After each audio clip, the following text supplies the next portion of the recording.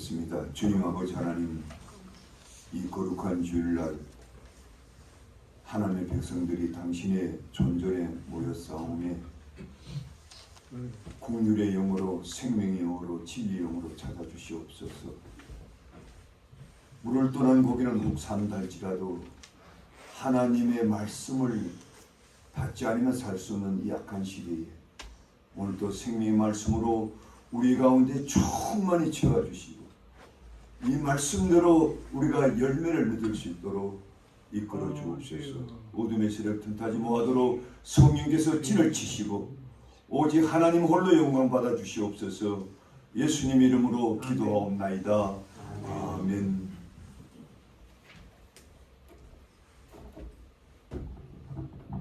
한 주 동안 잘 보내셨습니까? 네.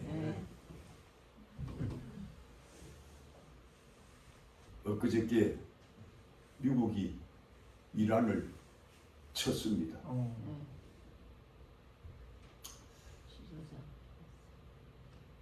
전쟁이 끝일 날이 없습니다.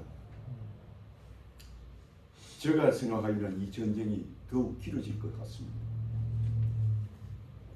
문제는 이로 말미암아 수많은 생명이 다치고 죽고 수많은 재산이 손실되고 우리가 이러한 국제적인 현상도 있지만 우리 개인적으로도 얼마나 많은 사람들이 예기치 못한 일 때문에 잃어버리고 고통받아서 수많은 상처 속에 살아가는지 모릅니다. 제가 지난간 몇 주간만 해도 몇 가지를 경험했는데 저와 함께 한 20년 가까이 동고동락했던 어느 한 집사님이 돌아가셔가지고 제가 그 장례식을 다녀왔습니다. 한 20년의 세월이 흘렀기 때문에 다시 생각마저도 다 이제는 없어진 것 같은데 막상 장례식을 참석하고 돌아오자니까 옛날에 한 20년 동안 내가 같이 동고동락하면서 되어 있었기 때문에 마음이 허전한 것이 한 며칠 동안 마음이 허전하고 또 얼마 전에는 제가 여기 베이에서 한 시간도 안 될 겁니다.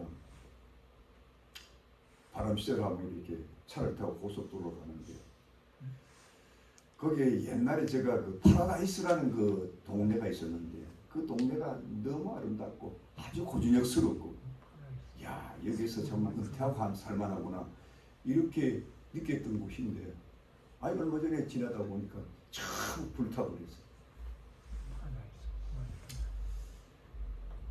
정말로 너무 아름답고 고즈넉했는데 그래서 우리가 이름도 파라다이스라고 붙였다고 생각되는데 막상 모든 것이 물거품처럼 돌아가는 모습을 보고 제가 망연자실을 했습니다. 이처럼 우리 인생들은 누구나 다 세상을 살다 보면 우리가 그토록 애지중지하게 일했던 사람이나 물건을 잃었을 때 그 아픔을 누구나 다 겪습니다. 그런데 그 아픔의 경험이 바로 하나님의 섭리와 간섭 안에 일어나고 있다는 사실을 인지하고 사는 사람이 많지 않다죠. 그래서 모든 사람들은 그 잃어버림이 혹독하다 느껴질 때 오는 그 상처, 상실감은 이루 말할 수 없어서 고통 속에 부르짖고 낙심에 빠지고 심지어는 죽음까지 초래하는 분들이 많습니다. 저는 그래서 오늘 본문 말씀을 중심해서 욥이 당한 예기치 못한 그 잃어버리라는 삶의 현장을 어떻게 극복했는가 오늘 세 가지 면에서 여러분과 함께 상담하면서 큰 은혜를 받고자 원합니다. 제가 이 문제를 구체적으로 다루기 전에 먼저 욥기 1장 1절에서 3절에 보면 욥이 과거에 어떤 인생을 살았는가 하는 내용이 나타납니다. 그 욥기 1장 1절에서 3절 누가 여러분 성경 갖고 있으면 잠깐 보시기 바랍니다. 거기 보면은 우수 땅에 욥이라 불리는 사람이 있었는데 그 사람은 온전하고 정직하여 하나님을 경외하며 악에서 떠난 자가 그에게는 아들 7과 딸 3이 태어나니라. 그의 소유물은 양이 7,000마리요 낙타가 3,000마리요 소가 500결이요 암나귀가 500마리며 종도 많이 있었으니 이 사람은 동방 사람 중에 가장 훌륭한 자니라. 자, 여러분 이 본문을 읽다 보면은 욥이라는 사람이 어떤 사람이라고 여겨집니까? 정말로 남부럽지 않는, 정말로 아주 보기 드문 아주 행복한 사람이 아닌가 이렇게 여겨집니다. 그 행복한 면을 제가 간단히 몇 가지 살펴보니까 그의 인격과 신앙이 아주 득출했음을 오늘 본문도 말하고 우리 하나님도 그렇게 칭찬했던 사람입니다. 뿐만 아니라 그는 자손의 번성과 물질의 축복을 아주 풍성히 받았습니다. 이 또한 부러울 만합니다. 뿐만 아니라 사회적 건세도 누린 자임을 알 수가 있어요. 여기는 그가 세상에서 훌륭했다 이렇게 기록되어 있는데요. 원어 성경은 무거웠다 이렇게 나와요. 무거웠다. 몸이 뚱뚱해서 무거운 게 아니라 큰 재산을 소유했고 아주 그 시대에 페이머스 아주 유력한 사람이라서 많은 사람에게 소문이 났던 사람이다 이렇게 해석하고 있습니다. 요약하면은 그는 인격적으로 물질적으로 사회적으로 또 영적으로까지 어느 면이나 부족함이 없는 사람이었다 이렇게 볼 수가 있습니다. 그런데요 오늘 성경 본문 욥기 1장 8절에 보면 아주 인간적으로 도저히 이해할 수 없는 아주 희한한 사건이 천상에서 벌어져요. 그게 뭐냐? 사탄과 우리 하나님이 딱 대화를 하는 거예요. 근데 대화하는데 하나님께서 사탄에게 욥을 딱 칭찬하고 자랑하는 거예요. 너 이렇게 울었고 이렇게 경건하고 이러한 의인을 너가 봤느냐?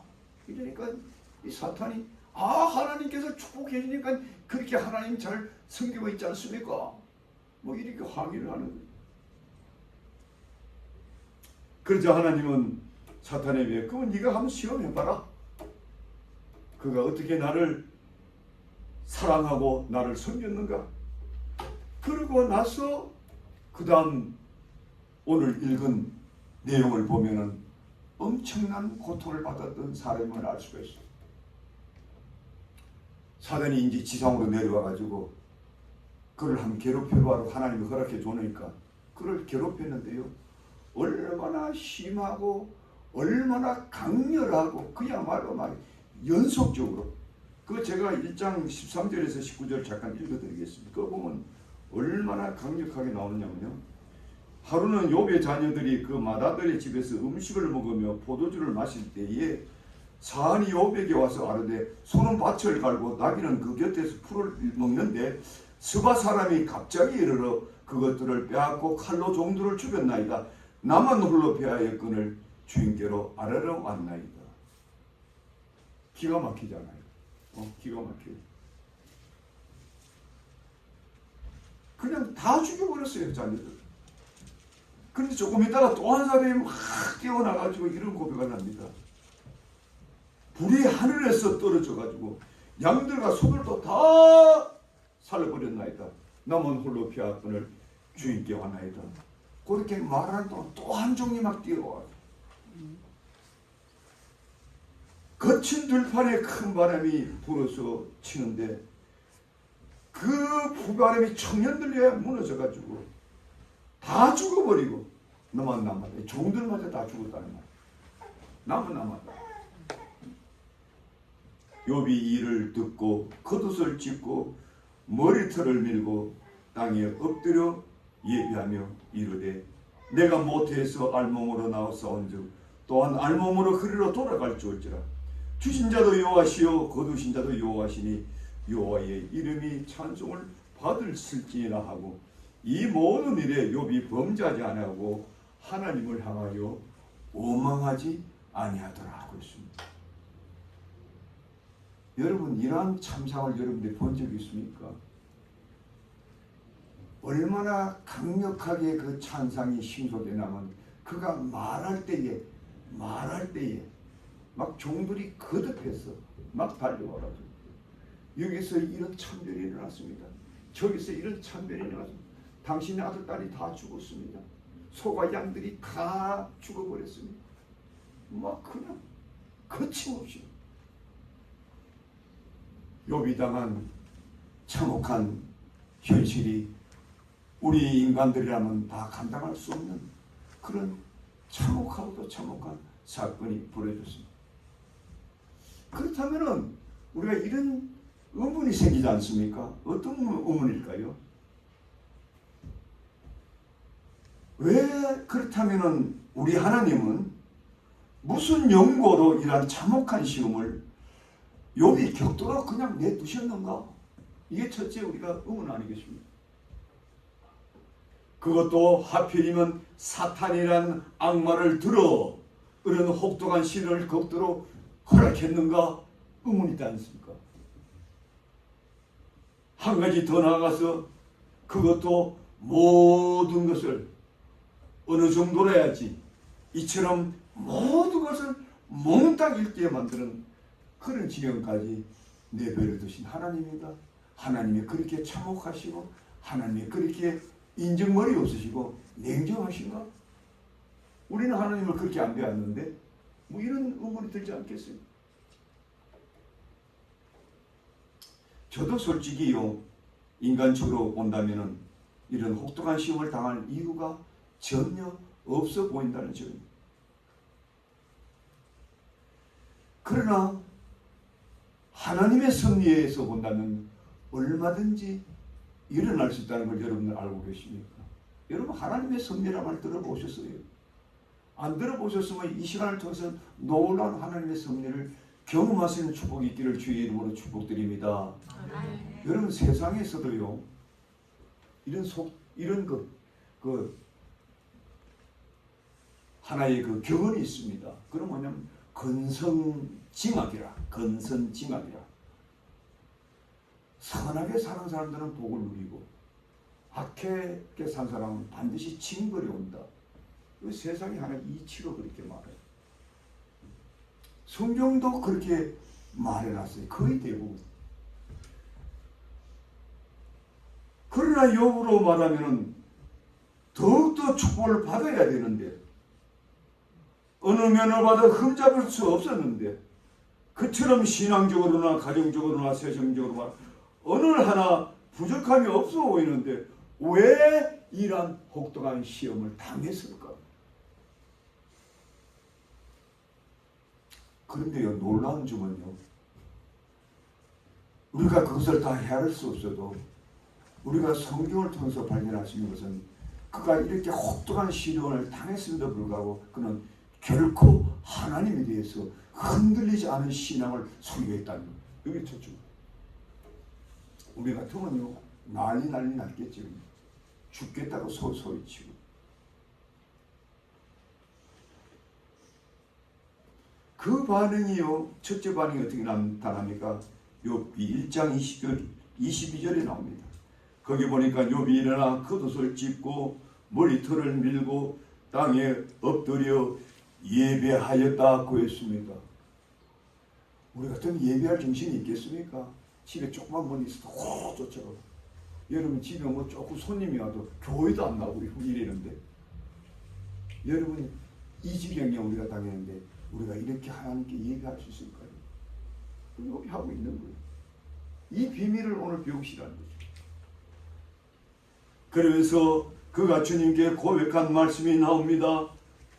내가 모태에서 알몸으로 나왔사온즉 또한 알몸으로 그리로 돌아가올지라 주신 자도 여호와시요 거두신 자도 여호와시니 여호와의 이름이 찬송을 받을지어다 하면서 그가 입술로 범죄하지 아니하더라 그랬습니다. 자 보세요. 이처럼 상상기 어려운 잃어버림을 겪었는데 그 무슨 신세 타령이나 하소연하지 않고 있지 않습니까? 이 정도 되면 한 번쯤 하나님께 항의도 해야 되는 거 아니겠어요? 원망할 수도 있는 거 아니겠어요? 그러나 그런 모습은 전혀 보이지 않는다는 점. 오로지 하나님이 하신 일을 인정하는 것이 전부요. 그 하신 일을 그대로 받아들이는 모습. 이런 태도는 하나님에 대한 그의 변함없는 흔들리지 않는 믿음이 없었으면 도저히 불가능하다는 사실. 바로 이러한 굳건한 믿음의 태도에 더 붕괴한 자가 누굽니까? 우리 같은 박수치죠. 이런 사람도 있어. 저런 신앙이 좋은 사람도 있어. 나도 본받아야지. 우리 같으면 그랬겠는데, 사탄은 그러잖아. 뭐 이런 인간이 있어. 이러면 하나님 배반해야 되는데, 적개심을 품고 하나님이 쫓아갔겠지 또요. 그러니까 하나님께서 웃으시면서 뭐 웃었다는 말 없는데 여유 있게 네가 욥을 나를 격동시켜 가지고 그렇게 벌을 내리도록 허락해 주면은 그냥 하나님 배반할 줄 알았는데 더욱더 하나님을 가까이 하고 더욱더 청송하고 그 입술로 하나님께 범죄하지 않는 거예요. 그러니까 이 사탄이 속이 뒤집어지고 그래가지고 하나님이 말이야 더 심하게 아예 그냥 막 그 질병을 줘가지고 아주 죽게 만들어 버리면 그러면 하나님 배반하겠죠. 뭐 이렇게 공격이 들어오는 거예요. 하나님께서 그럼 네가 한번 가서 질병을 일으켜봐. 그러나 목숨만은 건드리지 못해. 이런 거예요. 그리고 장면이 싹 바뀌고 오늘 본문의 내용이 뭐냐? 욥이 그 책덩어리에 올라가가지고 큰 기와장으로 자기의 난 종기를 막 긁고 있는. 이 모습을 보고 너무 비참함을 느낀 그 아내가 견디지 못해가지고 여보, 당신은 그래도 하나님을 경배하고 예배드려. 차라리 하나님 저주하고 죽어버려. 여러분들이 가끔 그 자식을 키우다 보면 너무 부모 속을 썩이면 차라리 죽어버리면 낫겠다. 옛날에 제가 어렸을 때에 이거는 우리 가정에 일어났던 비극인데 우리 제일 큰 누님이 시집을 가셨는데 그때 당시에는 뭐 한 6.25 사변 끝나고 얼마 안 돼가지고 먹는 것도 변변치 않았고 참 가정이 어려웠어요. 어떻게 우리 누님이 낳은 자식이 그 헌책이라고 들어왔어요. 이게 코하고 여기가 딱 뚫려가지고 이렇게. 그럼 내가 툭 튀어나온 거예요. 그 태어나니까 뭐 내 자식이나 키워야죠. 키워야 되는데 젖을 못 먹이는 거예요. 이게 벌어져가지고 젖이 그냥 다 흘러나. 그 애가 다 파랗게 죽어가는 거예요. 그래 저는 아주 어릴 때이기 때문에 우리 어머니가 누님이 막 우시는 걸 본 거예요. 그 아는 막 울어대고 누님만 울고 젖을 못 먹습니다. 그러니까 그 앞에서 울다가 우리 어머니가 애기를 저쪽에 툭 던지면서 차라리 죽어버려. 아이고 저는 어릴 때요 그 장면을 보고요. 이제 커서는 나중에 우리 누님이 얼마나 속이 상하고 스트레스를 받았을 때였을까. 아마 저는 이 욥의 아내가 그런 심정이 아니거든요. 그런 심정이 아니 당신이 이렇게 복받았다고 세상이 다 난리치기는데 이게 하루치 이게 뭐냐 이거예요 말이에요. 이 하나님이 살아있는 거냐 말이에요. 하나님이 정말로 복 주시면 이럴 수 있느냐 이거 말이에요. 이거 그냥 죽어버려. 저주하고 죽어버려. 이러는 거예요.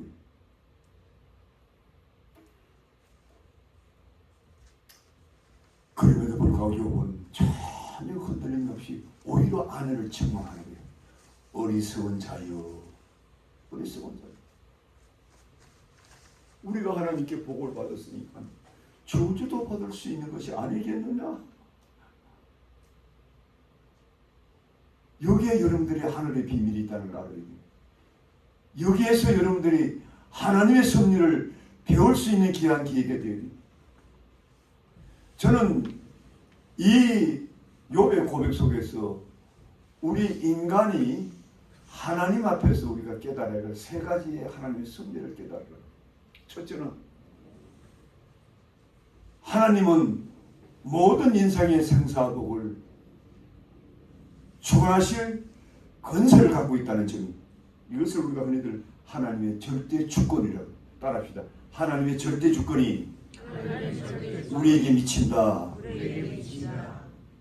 여러분, 하나님의 절대 주권을 믿고 사는 것이 우리 그리스도인이에요. 그런데 여러분들이 삶 속에서 그렇게 믿고 있습니까? 아니잖아요. 우리 삶 속에서는 기껏해야 뭐 잘 될 때는 하나님 열심히 있다가도 뭐 조금 힘들고 안 되면 세상 사람과 똑같이 우리가 막 분노하고 두려워하고 원망하고 한숨 쉬고 때로는 시험 들어서 교회도 안 나오고 이렇게 살잖아요. 우리가. 그게 하나님의 섭리를 뭐. 하나님의 섭리를 믿는, 하나님의 절대 주권을 믿는 신앙은 뭐냐면요, 하나님 모든 인생의 생사와 복을 주장하고 계신다는 것을 철두철미하게 믿는 신앙이다. 내가 지금 계획하고 있는 모든 것도, 소위 세상에서 흔히 말하는 모든 운명 같은 것도 따지고 보면 다 하나님의 뜻과 계획 속에 일어나는 일이라고 믿는 믿음입니다. 결국은 우리 인생의 모든 일거수일투족은 하나님의 계획과 섭리 안에 완성되어진다는 걸 믿는 거예요.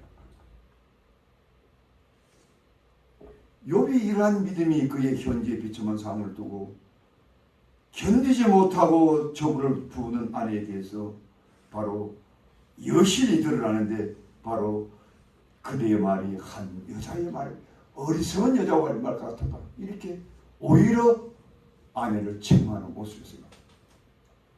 우리가 하나님께 복을 누린다면 때로는 복을 누릴 수 없지도 않겠느냐.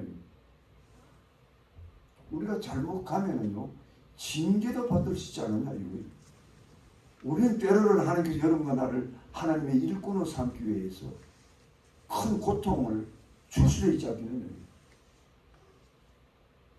그 대표적인 인물이요, 바울 아닙니까? 바울은 일생 동안 주의를 하다가 얼마나 많은 죽음고비를 넘깁니까? 엘리야도요, 혼자서 바알신을 섬기는 그 바알과 이스라엘과 싸우다가 죽음의 위협을 느끼고 심지어는 죽기까지 강구했지 않습니까? 이거 뭐 불공평한 건 아닙니까? 인간의 차원에서는. 그러나 그것이 하나님의 섭리입니다. 믿으시면 아멘 하시기 바랍니다. 아멘. 아직도 이해 다 못 가겠죠. 오늘 절대 우리 박 선생님 오늘 예배 드리는데 참 잘 오셨어요. 이 예배 놓치지 마세요. 여러분 돈 100만 원, 1000만 원 버는 것보다 오늘 이 설교 듣는 게 더 나아요. 여러분 운명 인생을 바꿀 수 있어서 그런 거예요. 그럼 몇 푼 벌겠다고요, 주일날 생기지 못하고 그거 하지 마세요. 얼마나 그 신앙이 얄팍하고 어리석인지 몰라요.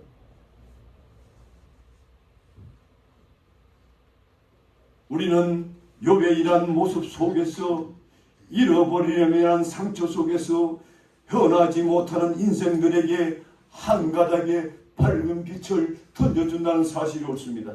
그렇지 않습니까? 여기 큰 재앙 앞에서 그의 마음의 태도를 보시기 바랍니다. 이 일 때문에 원망하거나 좌절하지 않지 않습니까? 어찌 내게 이런 일이 하며 망령자실하지 않지 않습니까? 심지어는 이 일로 인해 세상을 원망하거나 하나님을 욕하지 않고 있다는 사실 아닙니까? 그저 묵묵히 되어진 일을 마음속에 그저 받아들일 뿐인 것입니다. 과연 이런 마음의 태도가 어디서 왔을까요? 그것은 하나님의 주권을 인정하는 철저한 믿음에서 왔다는 사실. 그 외에는요, 설명할 길이 없어요. 설명할 길이 없는 거예요.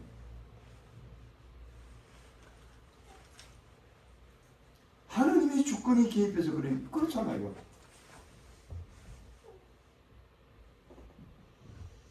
사탄에게 내 사랑하는 나를 그렇게 공경하는 욥을 한번 건드려 봐라. 하나님이 허락했기 때문에 사탄이 그를 건드린 거예요. 건드려도 안 되니까 또 항의하잖아요. 그러니까 하나님께서 그래 너 목숨은 못 건드려. 요거 빼놓고 다 니만 배려봐. 또 허락하잖아요.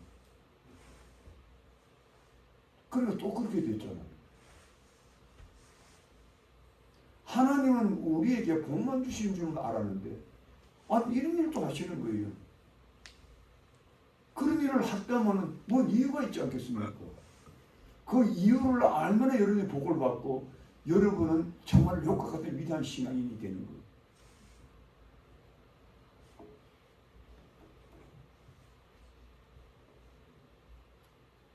그렇다면 이처럼 하나님의 주권을 믿는 자에게는 어떤 일이 일어날 수 있을까요? 무엇보다도 하나님의 주권을 인정하는 삶이 되는 것입니다. 그 인정하는 삶 중에 가장 두드러지게 나타나는 것이 바로 현실주의자가 된다는 현실주의자. 여러분 현실주의자라는 뜻이 무엇인 줄 아십니까? 현실주의자. 현실주의란 말은 세상이 되어가는 현실을 그대로 인정하고 받아들이는 자세를 말해요. 이 일은 적은 일 같아 보여도 위기를 당하게 사는 우리 선생들에게 큰 힘을 준다. 그들은 아무리 큰 고통을 당해도 아무리 생각해도 이해할 수 없는 일이 내게 생겼다 해도 나로서는 도저히 용납할 수 없는 어려운 일이 생겨났을지라도 그래서도 그래 어찌하겠나 그럴 수도 있지 하고 받아들이는 거예요. 이게 현실주의자. 저는 여기 우리 삼형제를 제가 키우는데요. 참 이 같은 엄마 뱃속에 태어났는데 요 세 아들이요 얼마나 그 캐릭터가 다른지 몰라요. 저는 너무 놀래요. 아이 같은 엄마 뱃속에 태어나니 또 목사 아들인데 말이에요. 아주 성격이 특이해요. 둘째 놈은 저 엄마 닮아가지고 아주 이게 아주 심플해요. 그러면서 아주 깊이 그래 지한테 이해 안 가면 어떤 일 있어도 동의하지 않는다 그래요. 그 이과 계통 애들 다 그러잖아요. 플렉스블한 게 없어요. 그래서 나하고 많이 나하고 아교해요. 왜 하느냐? 얘가 캐릭터가 그래가지고 저는 굉장히 답답하죠. 그 가는 나한테 아빠가 이해 안 가는 거예요. 아빠가 나를 한번 설득시켜보라는 거예요. 근데 아는 착하거든. 제일 형제 중에. 그 이상해요. 그러면서 나를 제일 힘들게 해요. 그 막내는요. 어떤 데서 나를 조금 많이 닮았어요. 이놈은 그냥 뭐든지 지가 막 캐내놓고 막 힘들어. 그래서 장거도 제일 일찍 갔잖아요. 그 희한한 성격을 갖고 있어. 앉으려 그래. 어찌되면 막 뚫고 나가려. 근데 우리 큰아들 이 성격을 보면요. 야가 신앙은 제일 좋아. 그리고 야가 진짜 현실주의자야. 굉장히 플렉스블하고 컴프로마이즈다요. 그래서 저는 큰아들하고 한 번도 악유를 해본 적이 없어요. 근데 저 동생들한테 호랭이 같아. 그렇게 웃으면서도 제가 뭐라 그러면 굉장히 플렉스블하게 그 노란 말을 잘 하고. 근데 아까 군대에 갔다 와서 그런가? 군대 가면 무조건 명령체계 아니야. 그건 아니에요. 캐릭터가 그런 거예요. 아주 현실주의. 그런 사람은요 이 세상을 잘 적응해요. 적응합니다. 어떤 형편이라도 받아들이니까 현실주의자예요.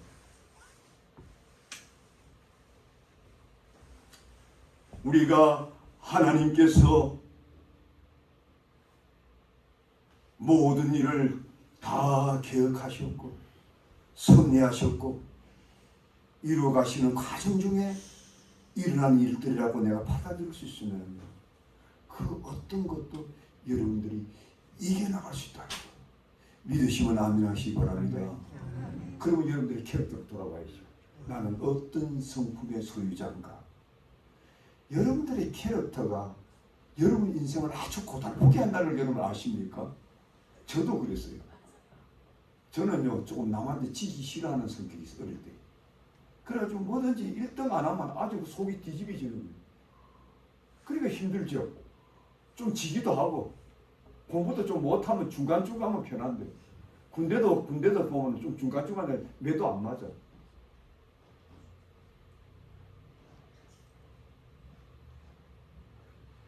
자기 캐릭터 때문에 사람들이 거의 대부분 99% 고통받고 사는 게 인생입니다.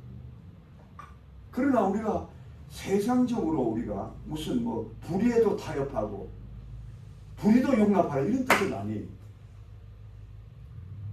우리 인간 내부에 하나님에 대한 흔들리지 않는 신앙이 있어가지고 하나님의 절대 주권을 믿는 신앙이 있어가지고 그 어떤 벽이 우리의 현실에 일어나더라도 그것은 하나님의 간섭과 섭리 안에 일어난 사건임을 깊이 우리가 받아들일 수 있다면 우리는 그 어떤 위기도 어떤 비극도 이겨나갈 수 있음을 믿으시기를 주의 이름으로 축복드립니다.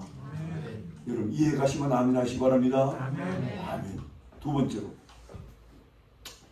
요번 이 잃어버림이란 이 고난 속에서 인생의 삶의 본분이 무엇임을 이미 알고 있었던 사람인 걸 알 수가 있어요. 이것이 그의 흔들리지 않는 그 위기 가운데서 흔들리지 않게 했다는 점. 그렇다면 그가 삶의 본분이 무엇입니까? 여러분 인생의 삶의 본분이 뭡니까? 여러분 예수를 믿지요? 예수를 믿는 근본 목적이 무엇입니까? 대답해 보세요. 누구? 목사님 대답해 보세요. 하나님께 영광. 예. 오직 하나님께 영광. 오직 솔라 데오 글로리아 라틴어로 오직 하나님의 영광. 이거 인간의 삶의 본분이에요. 그런데 우리가 이 하나님의 영광을 위해서 여러분 사십니까? 안 살잖아요.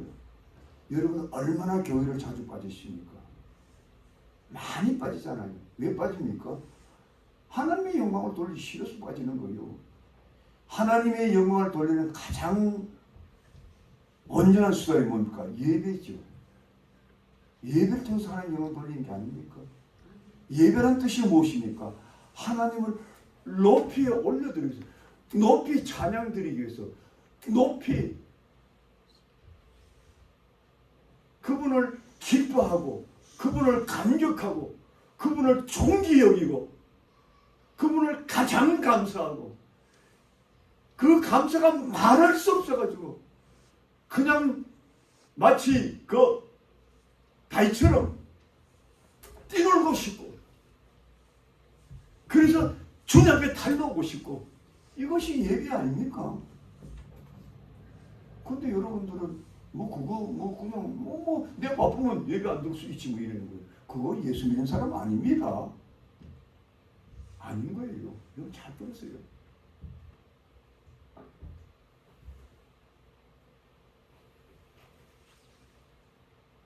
성경은 하나님의 영광을 끊임없이 강조하고 있습니다. 그것이 삶의 본분이요 축복의 비결이기 때문입니다. 그 대표적인 성경 구절을 제가 이사야서 43장 7절에 보면 이런 구절이 나옵니다. 내 이름으로 불러 모으는 모든 자 곧 내가 내 영광을 위하여 창조한 자를 오게 하라. 내가 그들을 지었고 그를 내가 만들었느니라. 그들은 내가 내 영광을 위하여 창조하였나니 이는 나를 장성케 하려 함이라. 아주 명확해요. 내가 나의 영광을 위해서 그들을 창조했노라. 로마서를 보면요, 바울이에요. 바울은 이 로마서가 우리 요새 신나의 자매인 로마서 공부를 하고 있는데 로마서는요 우리 인간의 처절한 죄된 실상과 어떻게 구원받는다는 것을 아주 명백하게 아주 논리적으로 깊이 다뤄놔요. 그러고는 딱 어떤 결론을 낼 줄 압니까? 이 모든 것은 하나님의 섭리 가운데 이루어졌다. 이렇게 딱 결론이. 그게 말로 로마서 11장이에요. 그러면 만물이 주로 말미암고 주에게로 왔으며 주의 만물이 주에게로 왔으며 주로 말미암고 결국은 주께로 돌아갑니다. 그러면 세세토록 영광을 받으실 분이라고 딱 결론을 내요.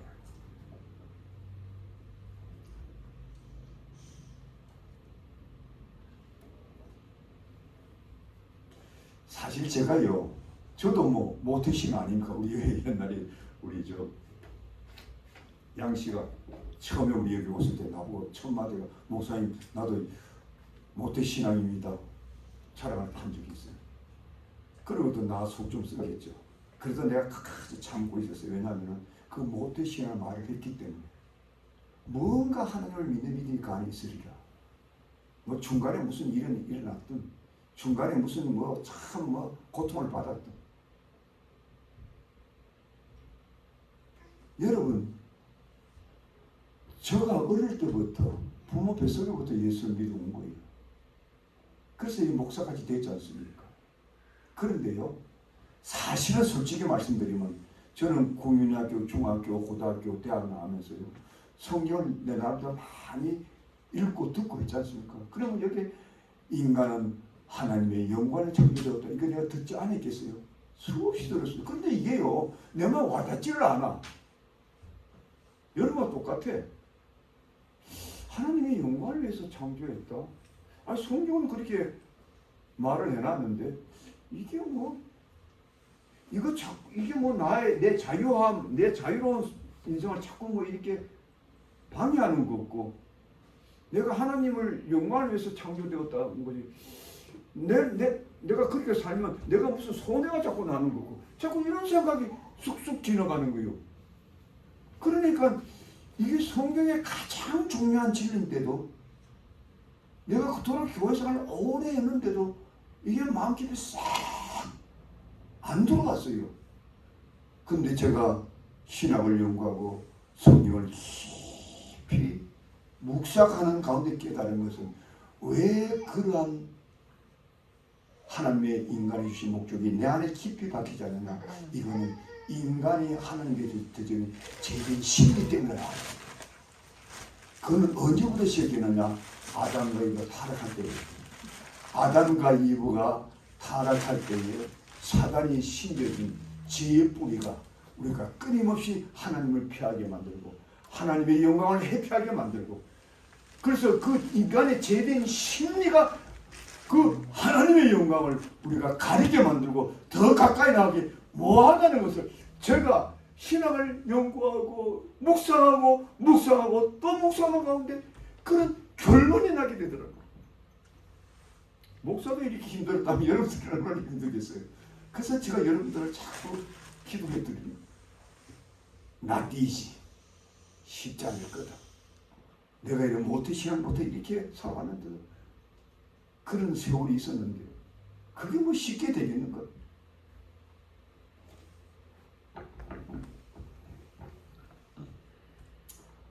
그러나 욥은 처음부터 그가 알았고 그가 축복받은 것도 하나님의 축복이었다는 걸 알았고 내가 이렇게 고통받는 것도 뭔가 하나님 내한테 무슨 계획이 있겠지 하고 그거 받아들이는 거예요.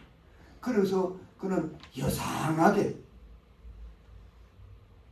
평소와 조금도 다름이 없이 하나님께 예배를 드렸다는 사실. 이게 놀랍지 않습니까?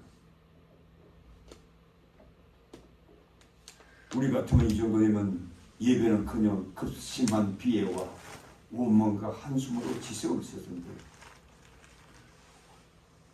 그는 그런 생각을 하지 않았어요. 그가 고통이 밀려오고 막 흔들어가 막 썩어나가고 성경에 보면요 얼마나 고통받았냐면요 욥이 이런 표현이 나와요. 욥기를 찾으면 내 이 흔디에 구더기가 생겼다. 이 구더기가 그 흔디 파고들어도 살을 파먹는 거예요.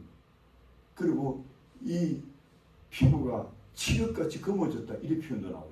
보면 칠흑같이. 그리고 내 살이 떨려 나갔다. 막 썩어 나가니까 막 이리 만지면 막 떨어져 나가는 거예요. 여러분 이거 뭐 죽는 거보다 차라리 죽는 게 낫죠. 이런 시련을 겪은 거예요. 그런데도 그러면서도 하나님께 예배드리고 하나님을 찬양 드리는 거예요. 이것은 그에게 심겨준 바로 인간의 근본 본분은 하나님께 예배드린가를 하고 예배드려.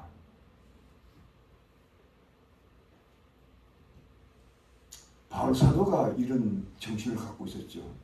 빌립보서 1장 20절에 보면은 내가 온전하게 전과 같이 죽든지 살든지 죽든지 온전히 담대하여 예수 그리스도만 존귀케 되라 하나님. 이거는 이 바울 사도가 믿는 사람들을 비박하여 가지고 믿는 사람 죽이러 가다가 다메섹에서 예수를 만났잖아요.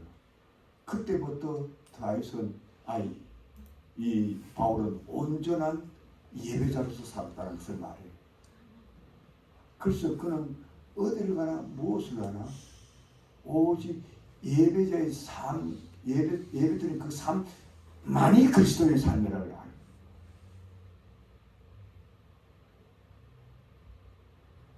그냥 형식적으로 드리는 게 아니에요. 우리 가슴, 우리의 모든 것. 왜 그렇게 창조함을 받았기 때문에.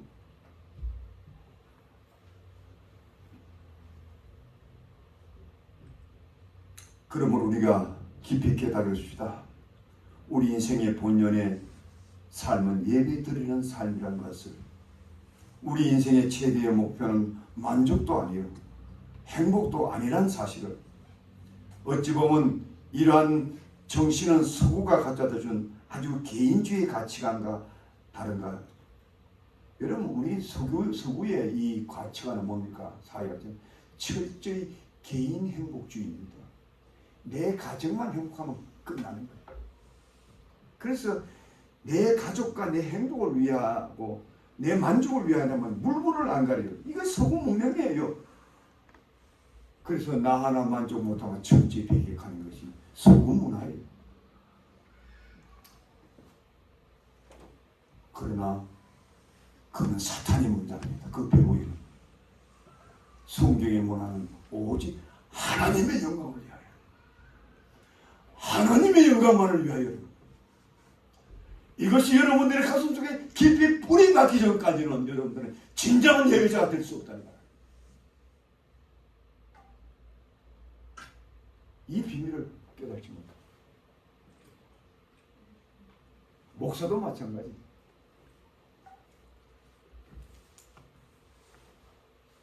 그러므로 우리는 이 한란많은 세상 우리가 진정으로 회복해야 할 것은 하나님 앞에 예배 정신을 다시 찾는 겁니다. 그것은 우리 인생이 가져야 될 삶의 본물뿐 아니라 그 예배 정신을 갖고 있는 자가 그 어떤 한란도 이길 수가 있어서 그래요. 그냥 여러분들이 하나님께 예배 드리면 이것은 우리 인간의 하나님께 드릴 인간의 본분이구나, 이것만을 말하는 게 아니에요. 이 성경을 자세히 보세요. 이렇게 환난 가운데서도 하나님 앞에 무릎을 꿇는 자가 반드시 환난을 이긴다. 성경으로 증언하고 반복해서. 그 대표적인 부분 한 가지만 말씀드리겠어요. 고린도후서 1장 보세요. 여러분 고린도후서 1장 찾아보실래요? 고린도후서 1장 보면 이런 말이 나와요. 제가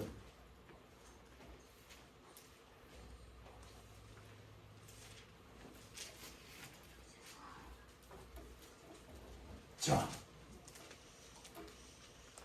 고린도후서 1장 3절, 4절, 5절 봅시다. 우리 같이 봅시다. 같이 큰 소리를 읽을까? 시작. 찬송하리로다. 그는 우리 주 예수 그리스도의 하나님이시오, 자비의 아버지시오, 위로의 하나님이시며 우리의 모든 환난 중에 우리를 위로하사 우리로 하여금 하나님께 받은 위로로서 모든 환난 중에 있는 자들을 능히 위로하게 하시는도다. 5절. 그리스도의 고난이 우리에게 넘친 것 같이 우리가 받는 위로도 그리스도로 말미암아 넘치는도다. 자, 뭡니까?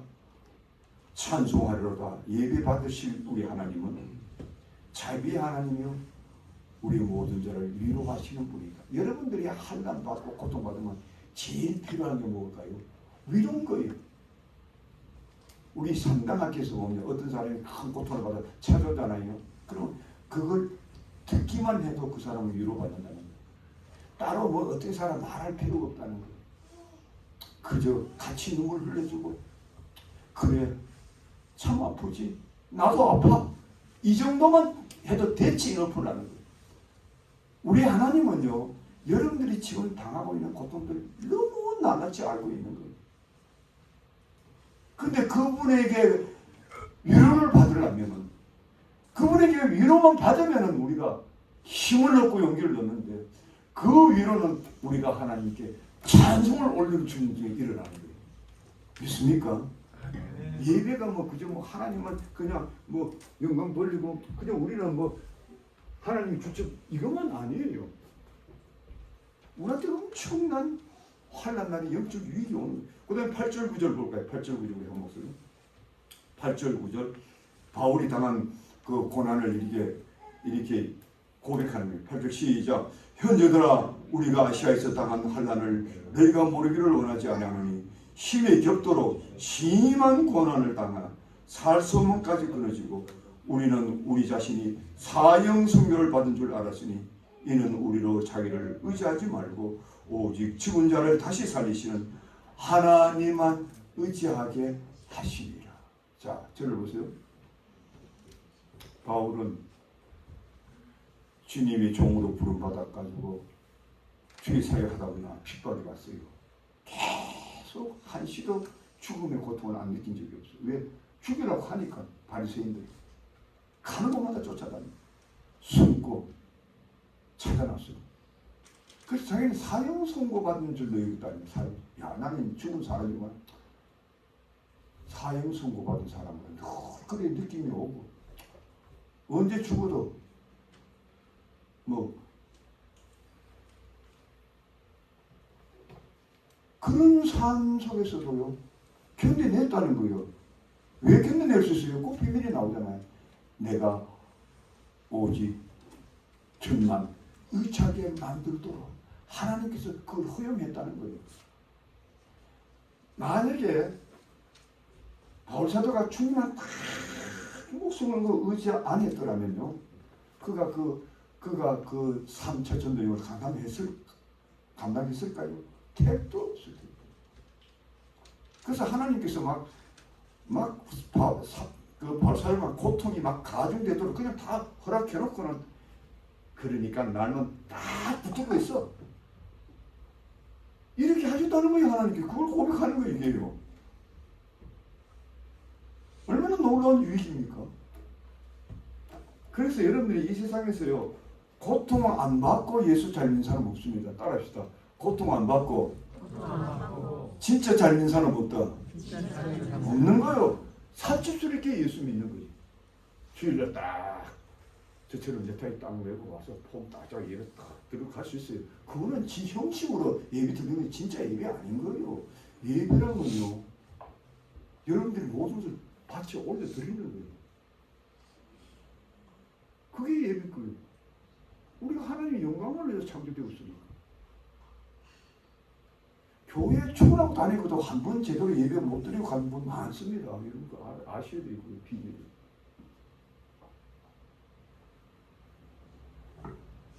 마지막으로 한 가지만 더 하고 마치겠습니다. 그가 이 견고한 믿음은 환난 속에서도 연단된 믿음에서 온 결과라는 점.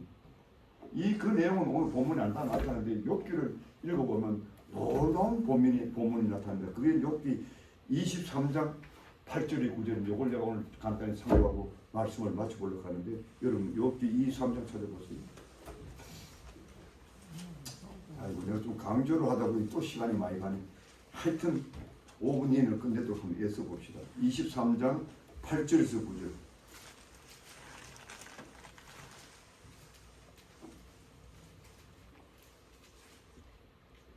우리 한 목소리 읽어볼까요? 한 목소리 시작.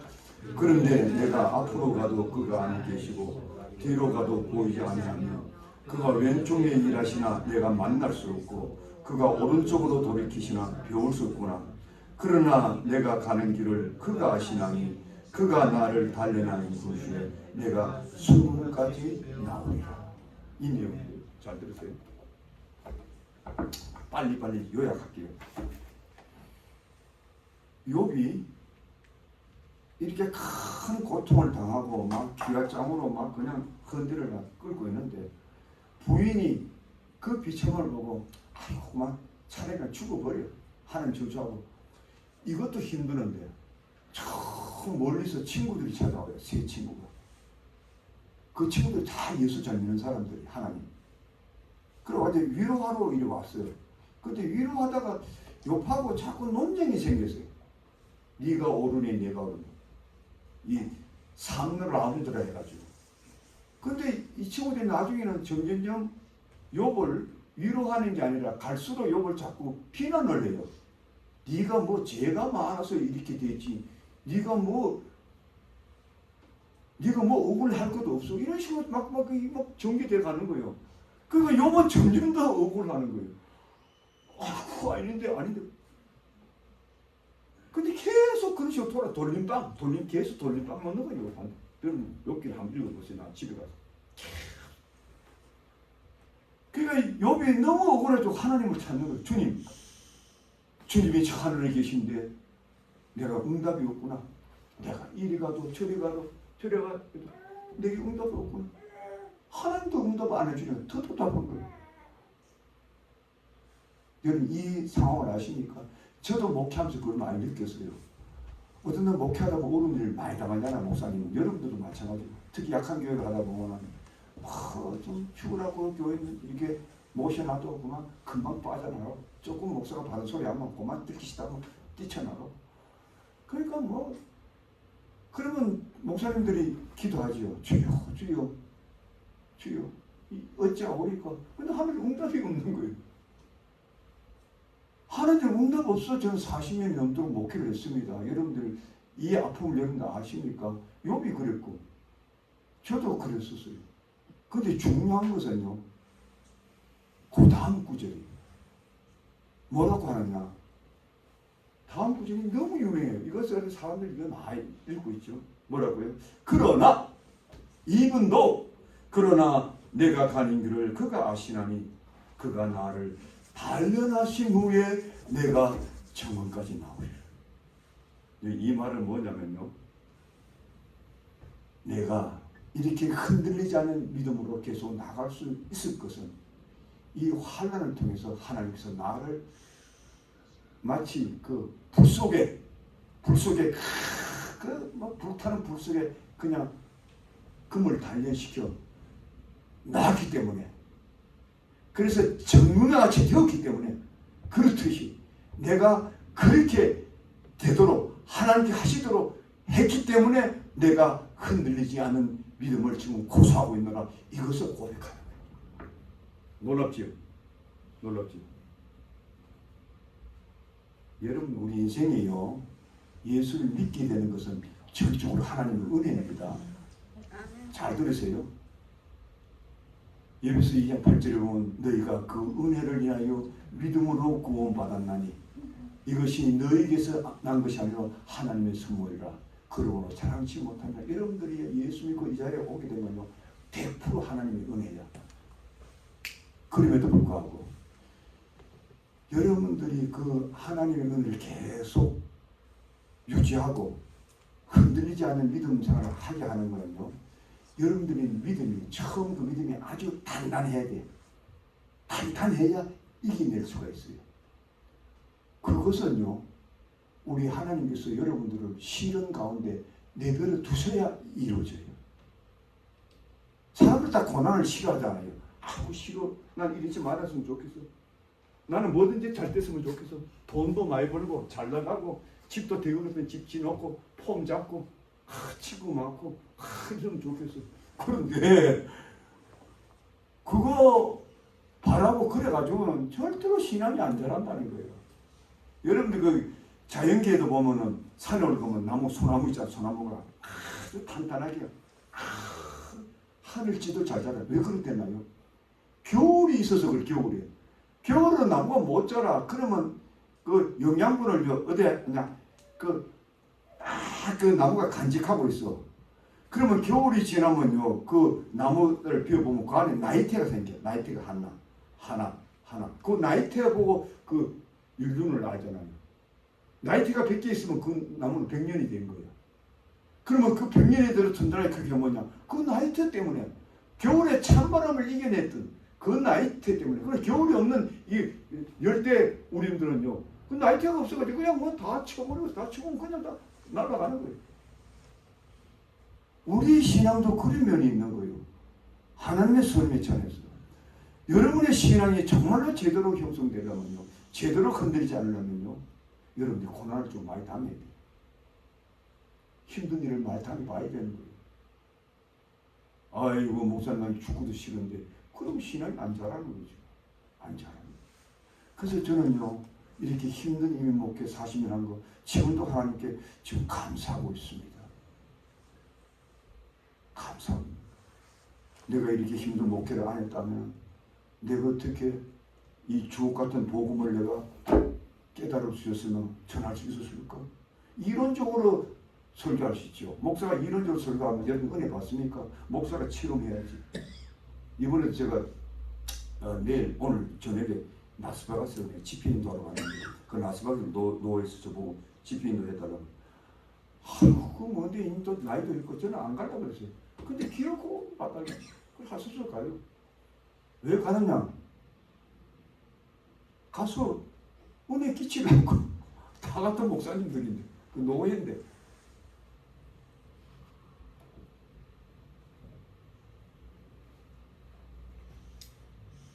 그래도 제가 가는 이유가 있어요.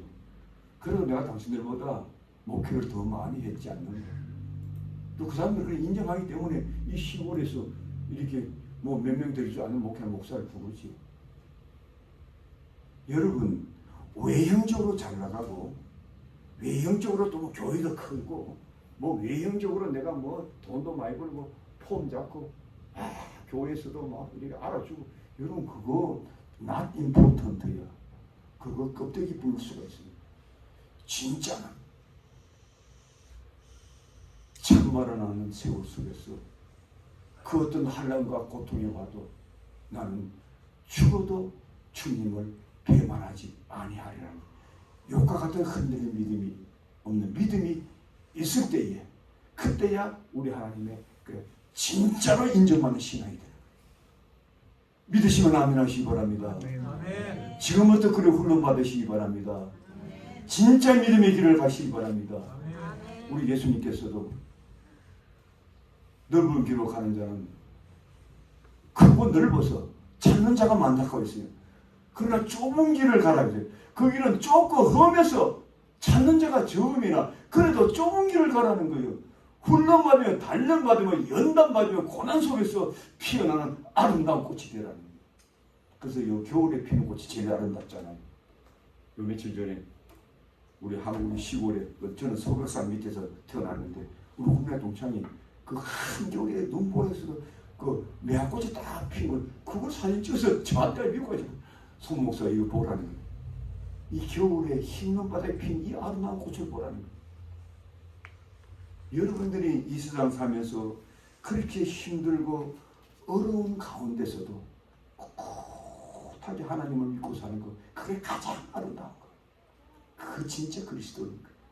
저는 그런 시대가 지금 도래하는 거예요. 지금 저 이라크에 전쟁이 시작되는데 그것이 뭐 거기서만 끝날 줄 알겠습니까?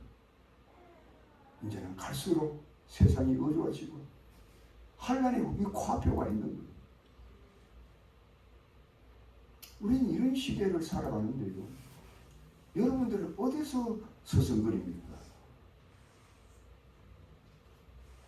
우리는 어떤 고난 중에서도 주님 의지하고 붙들고 나가야 됩니다. 우리가 주님을 의지하고 붙들고 살면요.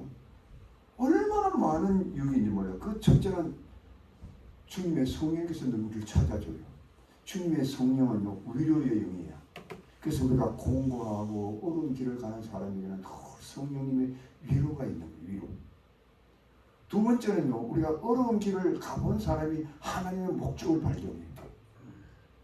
하나님의 목적, 하나님의 영광을 위해서 살아갈 수 있는 사람이 거기서 나오는 거예요. 그 다음에 세 번째로 우리가 어려운 길을 가는 사람들이요. 기쁠 때나 슬플 때나 하나님을 배반하지 않고 살아가요. 왜냐하면 하나님이 그와 함께 계심을 알고 있기 때문에.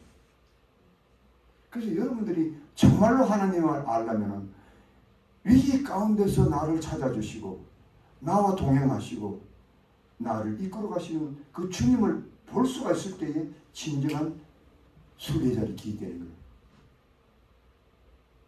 내가 시간이 다 됐기 때문에 한 가지만 예언을 간단히 말씀드리고 말씀을 마쳐보겠습니다. 어떤 사람이 한 분은 꿈을 꾸었다 해요. 꿈을 꿨는데 자기가 바닷가에 이렇게 서 있더라는 거예요. 근데 그 옆에 왜 예수님이 같이 서 있더라는 거예요. 근데 그 바닷가에 두 사람이 걸어간 발자국이 쫙 나 있더라는 거예요. 근데 그걸 보면서 저 발자국, 두 발자국은 내가 인생길을 갈 때 우리 주님께서 같이 걸어가준 발자국이나 이렇게 느껴져 오더라는 거예요. 그런데 그 해변가에 쫙 발자국에 울퉁불퉁한 바위 덩어리 지나가는데 거기는 발자국이 하나밖에 안 나 있더라는 거예요. 깜짝 놀라가지고 예수님, 이때까지는 주님께서 나와 같이 이 해변을 걸어주셨는데 내 인생길을 나그네 길을 걸어주셨는데 여기 와서는 주님이 안 계셨네요. 내가 그렇게 힘들 때는 주님이 옆에 있었으면 좋았을 텐데 그거 내 혼자 걷고 있었네요. 이렇게 예수님께 물었다는 거예요. 그때 예수님께서 대답하시기를 친구야, 그때는 네 혼자 걸은 게 아니라 내가 너를 안고 내가 걸었노라. 그게 발자국이 하나 빠지면 그건 내 발자국이야. 내가 너를 안고 그 울퉁불퉁한 길을 걸었기 때문에 너의 발자국이 보이지 않는 것이야 라고 대답하시더라. 여러분, 인생살이가 힘듭니까? 왜 내가 이런 인생을 살아야 됩니까? 나는 이렇게 잃어버린 것이 너무 많아서 이제는 돈도 잃고 그 사랑하는 가족도 잃어버리고 내 자식도 내 곁에 뿔뿔이 떠나고 내 그 사랑하는 친구마저도 나를 배반하고 이래도 내가 하나님을 섬기고 살아야 되니까 바로 그 순간이 주님과 같이 걸어가는 길. 세상은 다 나를 버려도 나를 찾아주지 않아도 주님은 내게서 떠나지 않고 마지막 저 천성에 우리가 들어가는 그날까지 나의 진정한 친구로서 계시면서 나를 이끌어 주신 분은 오직 주님 한 분이십니다. 우리가 이런 위로가 있기 때문에 우리는 이 거친 세상 우리가 하나님께 예배드리고 사는 거예요. 인간을 신뢰하지 않는 거예요, 우리는. 그리고 우리의 인생의 목적이 무언가를 우리가 환난을 통해서 배우는 거예요. 오직 영광을 받을 분은 하나님 한 분이라고 알게 돼요. 그리고 믿을 분도 오직 하나님 한 분뿐임을 알게 되는 거예요. 그래서 그 놀라운 은혜의 삶을 실제적으로 여러분들이 삶 속에 그 삶 속에서 경험하고 깨닫고 실천하며 사는 여러분 되시기를 주의 이름으로 축복드립니다. 기도하겠습니다. 아버지 하나님, 지금도 저 포화 속에서 수많은 사람들이 아우성하며 죽겠다고 이런 세상 어떻게 살까? 이렇게 잔인한 세상, 이렇게 불부지는 이 무서운 세상 속에서 남았다는 이 처절한 심리들, 이 처절한 삶을 허락하신 분이 우리 하나님이고 그 삶 속에서 흔들리지 않는 믿음을 주신 분도 우리 하나님이시고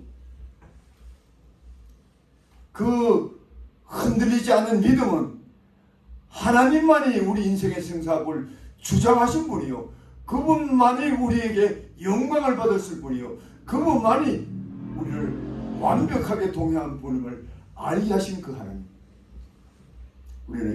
그러므로 우리는 이 고난을 기뻐하게 하시고, 우리도 욥처럼 내가 단련한 후에 천국까지 나오겠다는 그런 믿음의 고백을 할 수 있는 우리 모든 성도들이 되게 축복하여 주시옵소서. 사치스럽게 예수 믿지 않게 하여 주옵소서. 건들량으로 예수 믿지 않게 하여 주옵소서. 우리 주님께서 다 보심을 믿고 우리가 철저히 주님과 함께 걸어갈 수 있다. 우리 모두를 축복하여 주시옵소서. 예수님의 이름으로 축복하며 기도하옵나이다.